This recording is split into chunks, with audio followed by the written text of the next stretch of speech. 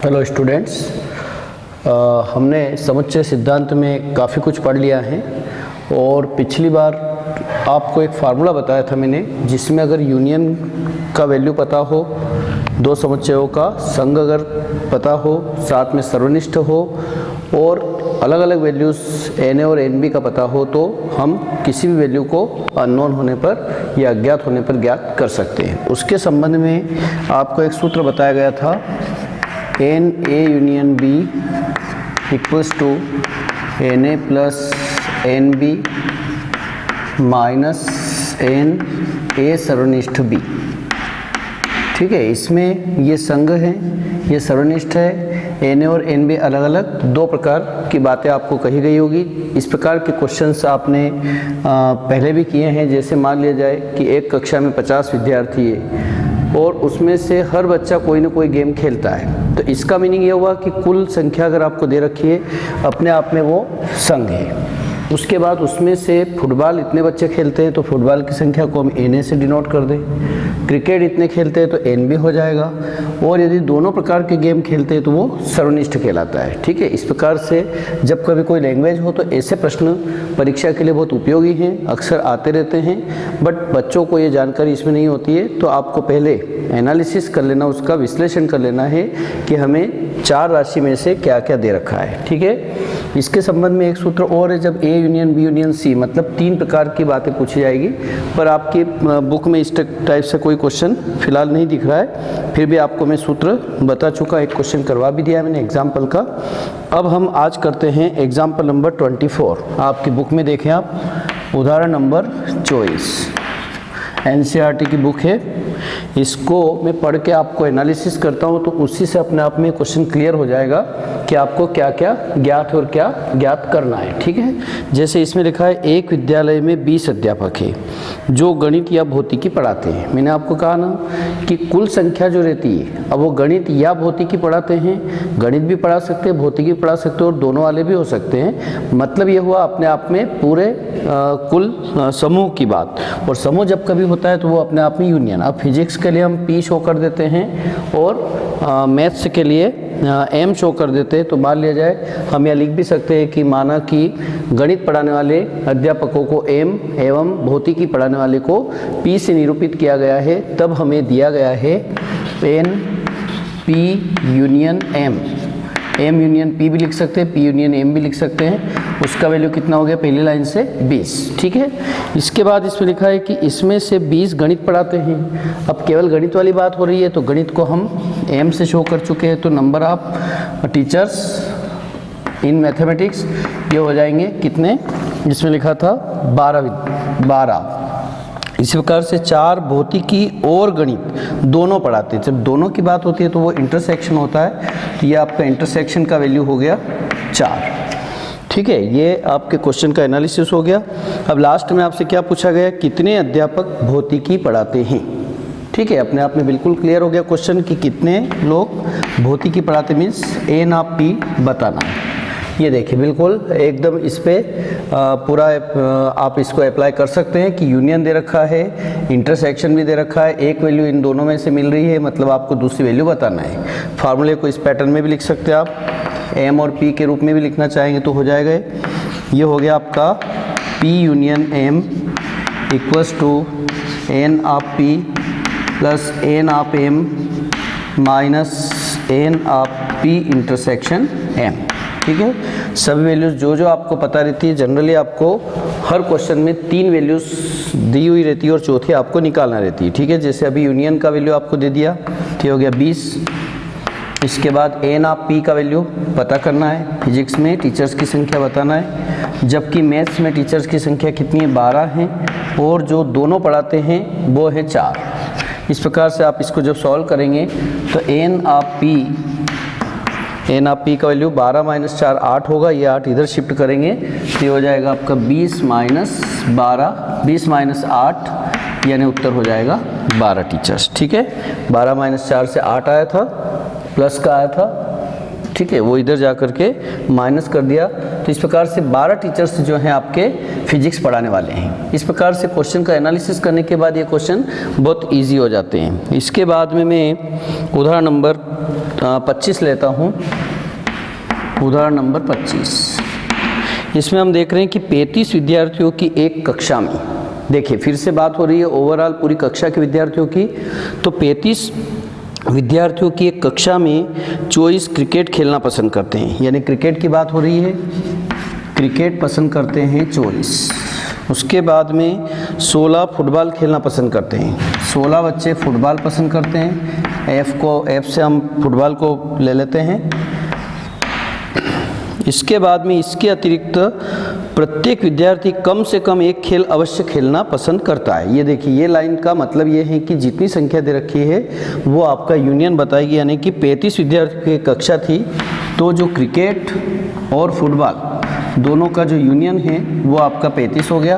अब आपसे क्या पूछा गया है, इसमें लिखा है कि कितने विद्यार्थी क्रिकेट और फुटबॉल दोनों खेलना पसंद करते हैं। जब दोनों की बात होती है एक साथ, मतलब वो अपने आप में सर्वनिष्ठ यानी कि इंटरसेक्शन की बात हो रही है। मतलब we have to find C intersection F, आपको सी और एफ का इंटरसेक्शन बताना है। देखिए सीधे सीधे क्वेश्चन है ये। कब अच्छे लग रहे हैं क्वेश्चन, जब आप इस क्वेश्चन का आप एनालिसिस कर लेंगे और आपके सामने फैक्टर्स आ जाएंगे कि ये आपको पता है और ये ज्ञात करना है। अब अगर इसमें हम फार्मूला अप्लाई करते हैं तो वही आपका यूनियन वाला ही फार्मूला अप्लाई करना है। C union F equals to n of C plus n of F minus n of C intersection F.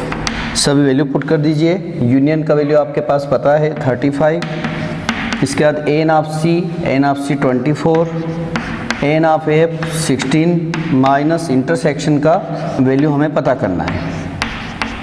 इस प्रकार से ये और ये प्लस हो जाएगा, 40 हो गया, माइनस इन दोनों का इंटरसेक्शन यानी कि फुटबॉल और क्रिकेट खेलने वाले विद्यार्थियों की संख्या ज्ञात करना है। इसको आप इधर लाएंगे तो इंटरसेक्शन का वैल्यू हो जाएगा 40 माइनस 35, यानी आंसर हो गया आपका 5।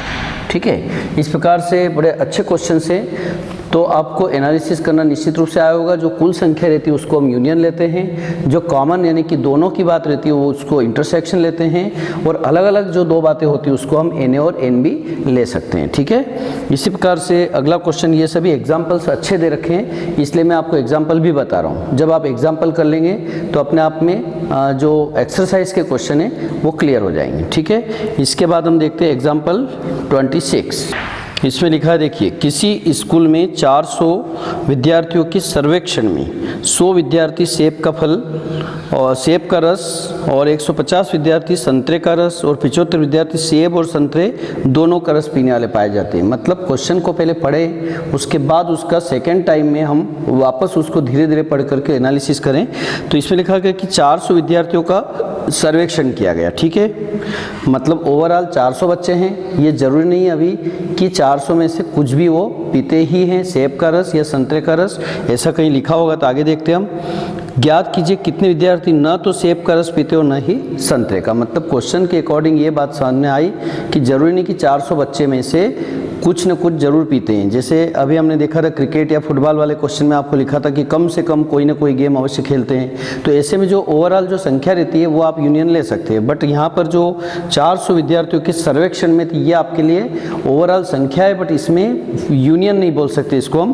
तो फिर से क्वेश्चन को पढ़ते हैं कि 100 विद्यार्थी सेब का रस पीते हैं। तो माना कि सेब यानी कि एप्पल, तो एप्पल का जूस पीने वाले को हम ए से शो कर देते हैं। तो ये कितने 100 बच्चे एप्पल का जूस पीते हैं। इसी प्रकार से 150 विद्यार्थी संतरे को हम ले लेते हैं ऑरेंज।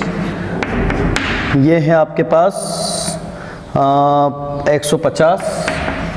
इसके बाद में 75 विद्यार्थी सेब और संतरे दोनों का रस पीते हैं। दोनों का मतलब यूनियन इंटरसेक्शन हो गया। इन दोनों का जो इंटरसेक्शन है वो है 75 विद्यार्थी।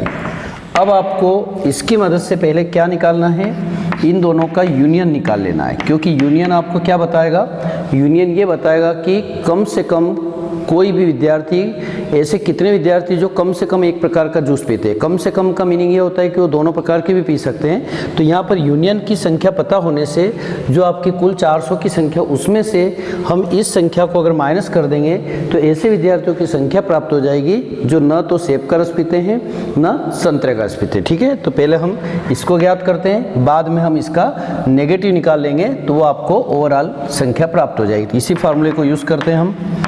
ए union O equals to n A plus n O minus n A intersection U. Value put कर दीजिए, ये हमें पता नहीं है अभी। एन ए का वैल्यू कितना है, 100 है। इसी प्रकार से एन ओ का वैल्यू 150 और माइनस इंटरसेक्शन का वैल्यू है 75। इस प्रकार से ये 250 माइनस 75 यानी 175 हो गया।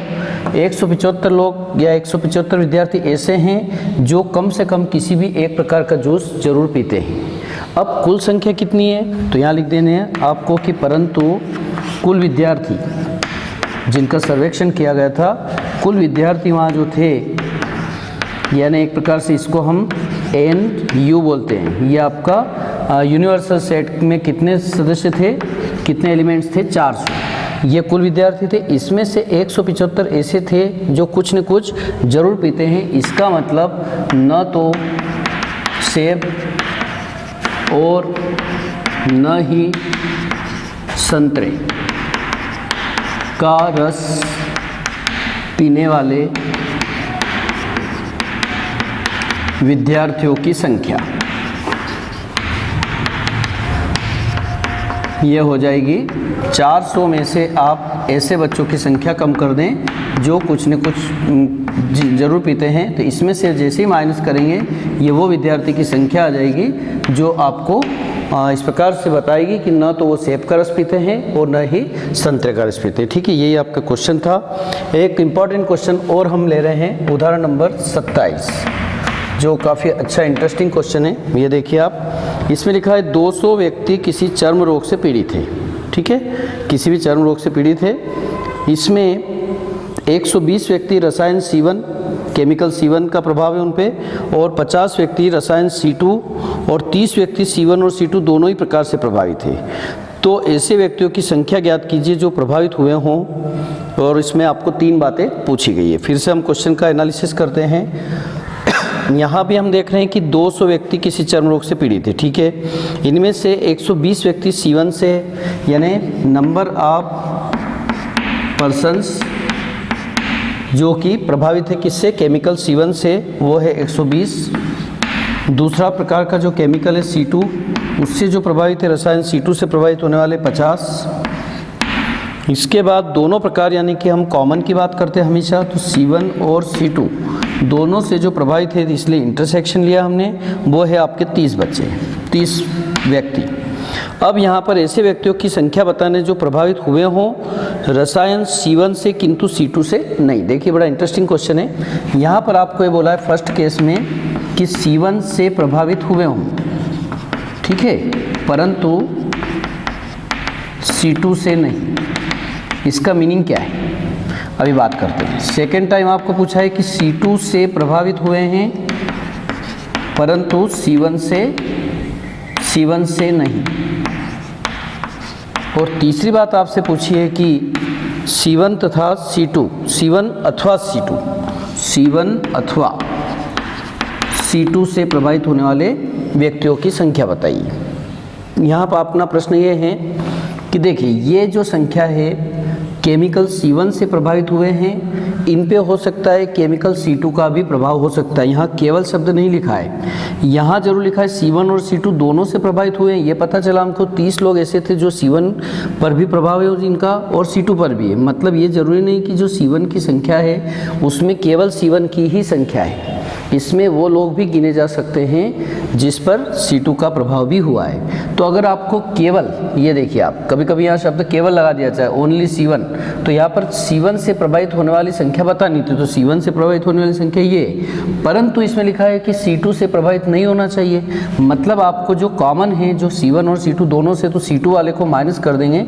मीन्स आपका फर्स्ट पार्ट का जवाब ये होगा कि अगर आपको C1 से प्रभावित परंतु C2 से नहीं ऐसी संख्या निकालना है तो ये हो जाएगा आपका, ये C1 से जो संख्या थी इसमें से हम कॉमन वाले को माइनस कर देंगे, यानी कि C1 और C2 के उभयनिष्ठ यानी कि सर्वनिष्ठ को इसमें से घटा देंगे। तो आप देखेंगे n ऑफ C1 कितना है 120, इसमें से इनका इंटरसेक्शन है 30, इसलिए आंसर हो जाएगा आपका 90।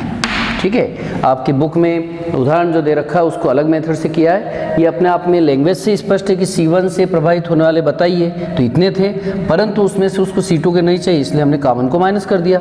सेकंड केस भी आपका जस्ट इसी पैटर्न से हो सकता है। इस जगह तक C2 से प्रभावित होने वाले चाहिए, परंतु C1 से नहीं होना चाहिए, तो C2 से प्रभावित होने वाले कितने हैं? C2 से प्रभावित होने वाले हैं 50, यानी n ऑफ C2 लेंगे और उसमें से हम कॉमन को माइनस कर देंगे C1 इंटरसेक्शन C2 को।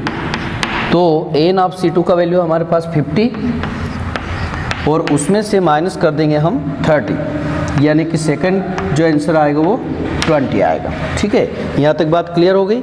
अब आपसे पूछा है C1 अथवा C2, तो जब कभी अथवा या इंग्लिश में अगर और लिखा हुआ हो तो इसका मीनिंग अपने आप में यूनियन होता है। आपको पहले यूनियन की डेफिनेशन बताई थी। तो यूनियन का वैल्यू निकालना मीन्स आपको वही फार्मूला वापस अप्लाई करना है। थर्ड पार्ट में आपको कहा है कि C1 अथवा C2 से प्रभावित व्यक्तियों की संख्या चाहिए, मीन्स आपको n of C1 union C2। जब भी आपका अथवा या इस टाइप का और हो तो इसका फार्मूला आपका यूनियन का ही बनता है। तो ये हो जाएगा n of C1 plus n of C2 minus n C1 intersection C2। इस प्रकार n ऑफ C1 का वैल्यू हमने देखा कितना था 120, n ऑफ C2 का वैल्यू 50 और ये बीच में प्लस आता है और माइनस हो जाएगा आपका 30। इस प्रकार से 120, 170 यानी कि 140 हो जाए। 140 व्यक्तियाँ जो थे वो किसी न किसी चर्म रोग से जरूर प्रभावित थे, जबकि सर्वेक्षण 200 का किया गया था। तो यहाँ 200 का ओवरऑल कोई मतलब नहीं है, यहाँ आपको ये जो पूछा गया था वो बताना है। ठीक है, इस प्रकार से अगर आपसे पूछा होता कि बताए ऐसे कितने व्यक्ति वहाँ पर जो किसी भी रोग से प्रभावित नहीं है, तो आपको 140 को उसमें 200 में माइनस कर देते तो 60 ऐसे व्यक्ति हो जाते जो किसी भी रोग से प्रभावित नहीं है। इस प्रकार से ये लगभग मैंने आपको एग्जाम्पल से सब करवा दिए हैं। अब जब आप एक्सरसाइज करेंगे तो एक्सरसाइज में 8 क्वेश्चन हैं, उनकी भी हम चर्चा कर लेते हैं और फिर ये चैप्टर आपका समाप्त हो जाएगा। तो अगले वीडियो में हम इन अगले 8 क्वेश्चंस को करने के बाद एक्सरसाइज को समाप्त करेंगे। Thank you.